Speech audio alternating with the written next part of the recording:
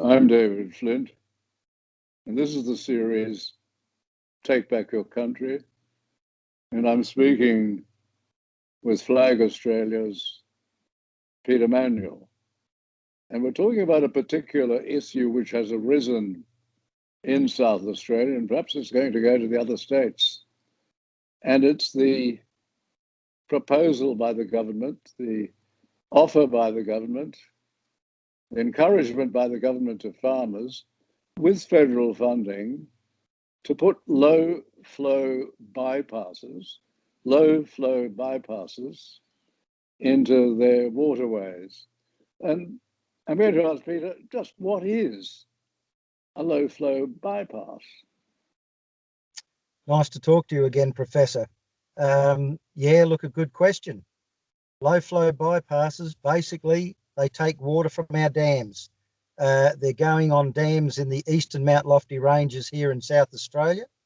And these devices are nothing short of criminal. We've got the federal Liberal Party has put up approximately $8.5 million, and the state Labor Party approximately $4 million of taxpayers' money. So all the taxpayers of Australia are contributing to take water from us mum and dad farmers.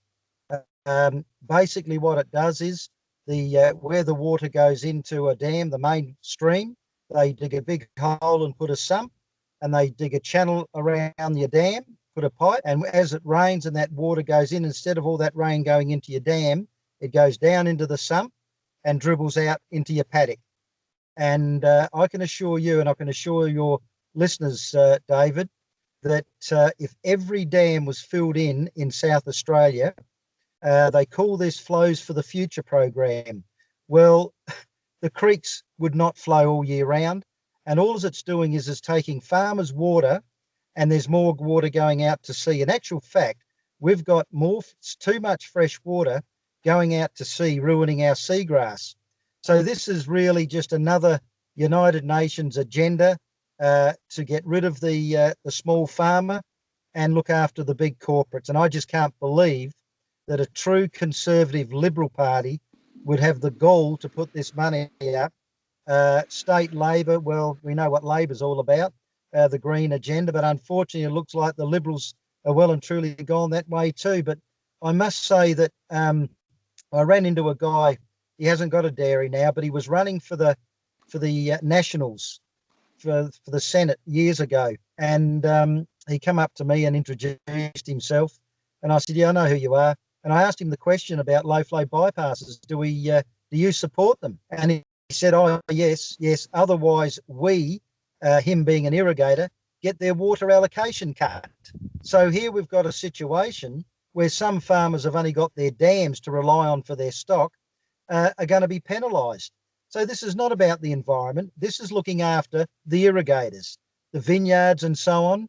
And I think it's just absolutely disgusting. And one of our peak bodies here in South Australia, David, Livestock Producers SA, actually support this Flows for the Future program.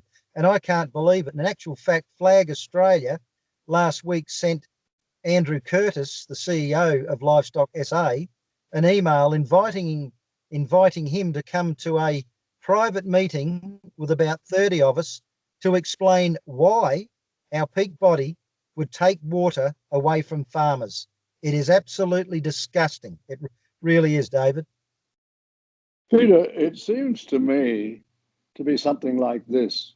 It's as if you had a basin full of water, and what they've done is they've required you to put a hole in the side of the basin so you can never fill that basin. That basin was your dam.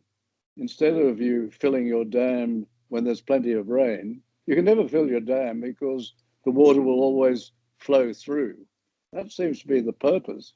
And the strange thing seems to be, from what I've read, that you have these freshwater lakes down just close to the ocean, which didn't exist.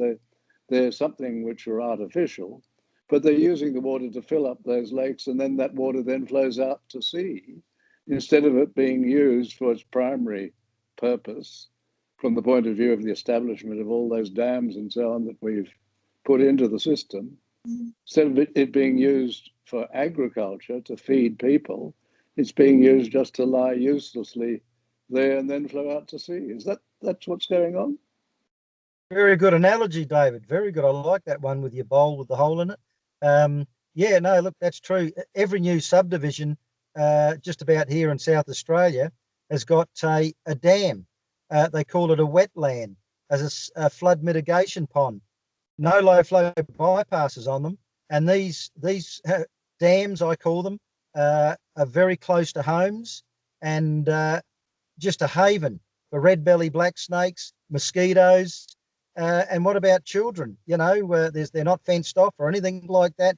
Very, very dangerous. But unfortunately, for some reason, the Liberal Party and the Labor Party, which is not much difference these days, really want to destroy the hand that feeds them. And it's ridiculous. Do these people really want to eat the garbage that's coming from overseas, the inferior quality stuff? They talk about creating jobs. We can create the jobs, but boy, I tell you what, they're not letting us. They're just crucifying us, and it's quite disturbing, really. I just sort of wonder whether they have some sort of needle when they first get into Parliament, not a vaccine, but some other needle, and they all start thinking the same, because it's just madness what's going on. I think it's very, very sad what's happening to this country, and our own people, politicians, are destroying it. They really are. In fact, you've got a very good saying, David. Could you mention that to the listeners? Well, that is that there is no significant problem in Australia, no problem at all, which, if it weren't created by the politicians, has not been made significantly worse by them. I challenge people to think about that from time to time. When I go and talk to a group of people, and I ask them that, and I ask, well, can you think of a problem which, if it weren't created by the politicians, has not been made significantly worse by them?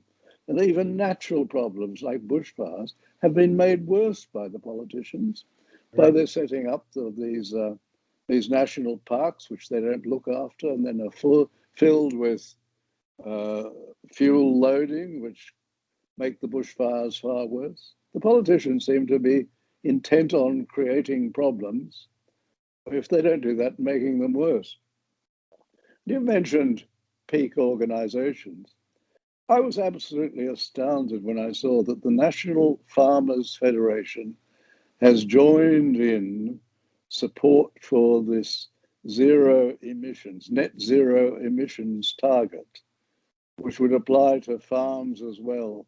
And this seems to me to be extraordinary. It all depends on believing, firstly, in a theory, an increasingly discredited theory, shown so often to be wrong in its projections, of man-made carbon dioxide, and that this is causing global warming.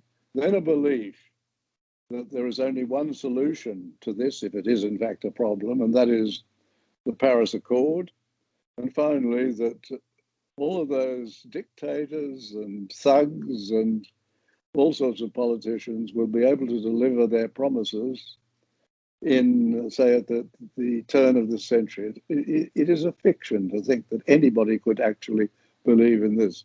And Peter, I don't believe our politicians, because if they actually believed in the theory of man-made global warming that is caused by carbon dioxide, what are they doing? What are they doing?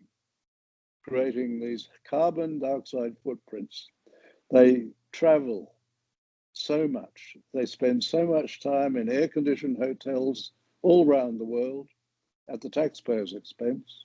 They're always on planes, and they're creating these enormous carbon dioxide footprints. They call them carbon footprints. They're carbon dioxide footprints, vastly many times the size of the ordinary Australian. And they claim that this is going to contribute to global warming, and yet they do this, whereas they could just pick up a phone or use a computer and communicate that way, because most of these meetings are not really serious meetings. They're just photo opportunities, or they're effectively politicians on tourism. And Yeah, if the politicians really believed in this, if they really believed in it, they demonstrate this by showing some serious restraint about their carbon dioxide footprint. So I think it's all rubbish. I think as most Australians who think about it know it's all rubbish. And the politicians really are contributing to holding back this country, and worse, holding back those who are going to feed us. Peter. yes, David, I'll be very quick because I'm just about out of battery. Totally agree with all that. Uh, if we just have a look what's happening in Texas at the moment, it's absolutely freezing over there. There's 13 million head of cattle in Texas, and we've got these warmers saying that the methane emissions the cows belching is causing so-called climate change, which we know is so-called global man-made warming. It's a load of rubbish. So it just shows you the cows are certainly not warming the place up in Texas. But David, thank you very, very much again. Thanks for your support. You speak a lot of common sense, and yeah, Australians have to take back their country. Yes, indeed. That's the theme. Australians take back your country. Thank you very much, Peter. Thanks, David. Bye bye.